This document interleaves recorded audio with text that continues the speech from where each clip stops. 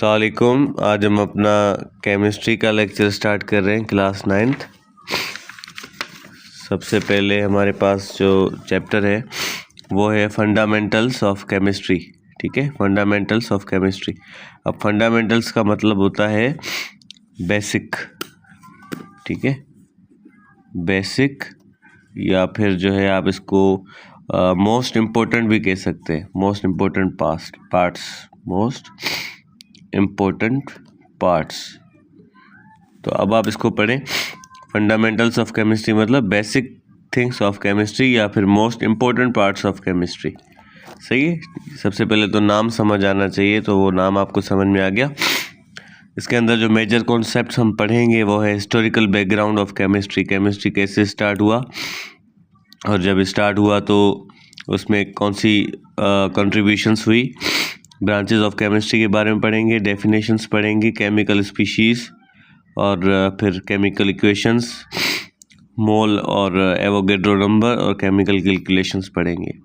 इन्होंने कहा है कि 12 पीरियड्स में आपने ये ख़त्म करना है। असेसमेंट के 3 और पीरियड होंगे, वेटेज होगा टोटल 12। तो कोशिश करेंगे जितना जल्दी हो सके। तो सबसे पहले है इंट्रोडक्शन। अच्छा, इंट्रोडक्शन में कह रहे हैं कि as we know that word science comes from Latin word scientia which means knowledge. तो साइंस लफ्ज़ जो है वो लैटिन ज़बान से लिया गया है, जिसका मतलब है नॉलेज, यानी कि इल्म। किसी भी चीज़ का इल्म हो उसे हम साइंस कहते हैं। ठीक है। This knowledge is based on hypothesis, observation and experiment. ये जो नॉलेज हम कह रहे हैं ये 3 चीज़ों पर डिपेंड करती है, हाइपोथेसिस, ऑब्जर्वेशन और एक्सपेरिमेंट। तो इस पूरे में जो मेन चीज़ है ना, ये 3 है, हाइपोथेसिस, ऑब्जर्वेशन और एक्सपेरिमेंट। अब इन्होंने ये इसको रखा उल्टा है। सबसे फर्स्ट नंबर पे जो चीज़ आती है ना, वो आती है ऑब्जर्वेशन। अब ऑब्जर्वेशन कम्स फर्स्ट। ठीक है।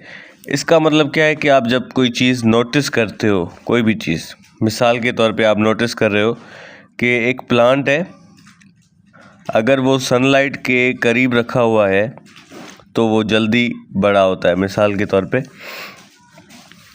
यहाँ से सूरज की किरणें आ रही हैं, ठीक है, यहाँ पर ये पौधा पड़ा हुआ है और एक पौधा पड़ा हुआ है इसके पीछे।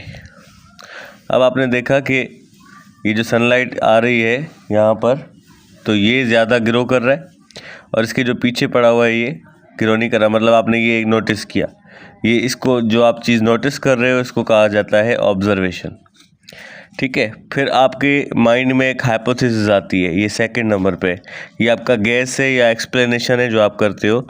आप गेस कर रहे हो कि जो प्लांट ग्रो कर रहा है फास्टर, वो इसलिए क्योंकि वो सनलाइट के करीब है। पहले आपने एक चीज़ देखी कि ये प्लांट ग्रो कर रहा है। ठीक है, सॉरी, तो मैं ये कह रहा था कि आपने ऑब्ज़र्व किया कि ये जो प्लांट है ये ज़्यादा ग्रो कर रहा है। फिर आपने हाइपोथेसिस की, यानी आपके माइंड में एक चीज़ आई, एक गैस आया, एक एक्सप्लेनेशन आपने दी कि ये इसलिए हो रहा है क्योंकि ये सनलाइट के सामने पड़ा हुआ है। अब लास्ट में ये फर्स्ट हो गया ऑब्जर्वेशन, सेकंड हाइपोथेसिस हो गई, थर्ड है आपका एक्सपेरिमेंट। अब लास्ट में आप एक्सपेरिमेंट करते हो। आपने ऐसा ही किया दूसरी जगह पर जहाँ सनलाइट आ रही थी, ठीक है, वहाँ पर आपने एक पौधा रखा और एक दूसरा उसके बैक साइड पे या कुछ आपने छांव पे रख लिया, तो देखा कि वाकई ऐसा ही हो रहा है, ये ज़्यादा ग्रो कर रहा है। ठीक है। तो ऑब्जर्वेशन, हाइपोथेसिस और एक्सपेरिमेंट करने के बाद जो आंसर आता है वो कहलाता है साइंटिफिक लॉ। वो एक कानून बन जाता है साइंस का। ठीक है। तो ये इंट्रोडक्शन हो गई केमिस्ट्री की। केमिस्ट्री क्या है, ये लैटिन वर्ड से लिया गया है जिसका मतलब है नॉलेज। और ये नॉलेज किस चीज़ पे बेस करती है, ऑब्जर्वेशन, हाइपोथेसिस और एक्सपेरिमेंट पे बेस करती है। अब यहाँ पे आ जाते हैं। ये कोई काम की चीज़ें नहीं है इसलिए स्किप करते जाएंगे, टाइम इतना नहीं है। Historical background of chemistry. Chemistry का हिस्टोरिकल बैकग्राउंड क्या है, हिस्ट्री में केमिस्ट्री के साथ क्या क्या होता हुआ आया है। तो ये टाइमलाइन है आपकी 384 BC से लेकर नहीं, ये कोई धुंधला सा है, समझ में नहीं आ रहा। बहरहाल ये कोई BC है 322 और इधर 304 है शायद। तो इसमें एरिस्टोटल आए थे साइंटिस्ट। कौन से? एरिस्टोटल। इनकी कंट्रीब्यूशन क्या थी? इन्होंने प्रपोज किया, एक आइडिया दिया सब्सटेंस का, कि सब्सटेंस क्या होता है। ये ग्रीक साइंटिस्ट थे, ठीक है। कोई भी सब्सटेंस के बारे में इन्होंने आइडिया दिया था। अच्छा, इन्होंने थ्योरी ऑफ द 4 एलिमेंट्स बताया। आज जो है इन्हीं पे सारी चीज़ें हैं कि दुनिया में क्या है, फायर है, वाटर है, अर्थ है और एयर है, ठीक है। तो ये एरिस्टोटल ने बताया था कि दुनिया में 4 चीज़ों के अलावा कुछ भी नहीं, पानी है, ज़मीन है, हवा है और आग है, ठीक है। ये एरिस्टोटल ने बताया था। उसके बाद है हमारे पास प्लेटो। ये 347 में आए थे, 428 में ये चले गए। इन्होंने बताया प्रपोज्ड टर्म एलिमेंट्स, जो एलिमेंट वर्ड है ये प्लेटो ने दिया था, as composition of organic and inorganic bodies. अब ऑर्गेनिक और इनऑर्गेनिक आपका पूरा केमिस्ट्री में चलेगा, आप इसको समझ लें। ऑर्गेनिक बॉडीज़ वो होती हैं जो आप लिविंग थिंग्स से चीज़ें लेते हो, ठीक है। प्लांट से चीज़ें लेते हो या एनिमल से चीज़ें लेते हो और उनके अंदर कार्बन लाजमी हो, ठीक है। तो उसको, जैसे मिसाल के तौर पे आप लकड़ी ले रहे हो, ठीक है। लकड़ी कहाँ से दी गई है? ली गई है प्लांट से ली गई है। प्लांट क्या है? लिविंग थिंग है। तो लकड़ी के अंदर कार्बन भी होता है, सही है। और लकड़ी जब आप उसको काटते नहीं हो, जब वो प्लांट में होती है तो वो ग्रो भी करती है और डीके भी होती है। तो जो चीज़ ग्रो भी करे, डीके भी हो, या उनके अंदर कार्बन हो, या वो आपने लिविंग थिंग से ली हो, तो वो ऑर्गेनिक कहलाती है। अब इनऑर्गेनिक चीज़ें कौन सी होती हैं? जो आप नॉन लिविंग थिंग्स से लेते हो, जैसे मिनरल्स हो गया, ठीक है, वो ग्रो वगैरह नहीं करते।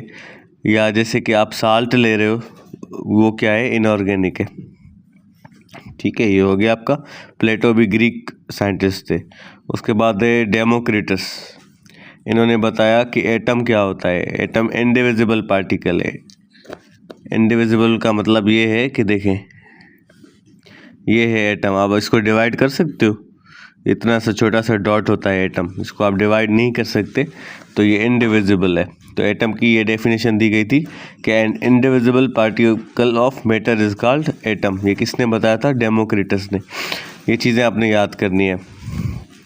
उसके बाद अब मुस्लिम साइंटिस्ट हैं जाबिर इब्न हयान। इन्होंने जो है एक्सपेरिमेंटल मेथड्स दिए थे निट्रिक एसिड के और हाइड्रोक्लोरिक एसिड और वाइट लीड के बारे में। अब मैं आपको बता दूं कि अपना नाइट्रिक एसिड क्या होता है। ये बहुत ही एक स्ट्रॉन्ग किस्म का एसिड होता है। ये लेबॉरेटरीज़ में बनाया जाता है। इससे आपके फर्टिलाइज़र्स जो ज़मीन में इस्तेमाल करते हो आप लोग, ज़मीन को जो है ग्रो करने के लिए ज़मींदार लोग इस्तेमाल करते हैं। और एक्सप्लोजिव्स भी इससे जो है बनते हैं, नाइट्रिक एसिड से। एक्सप्लोजिव्स जो बॉम्ब वगैरह भी इससे बनते हैं। और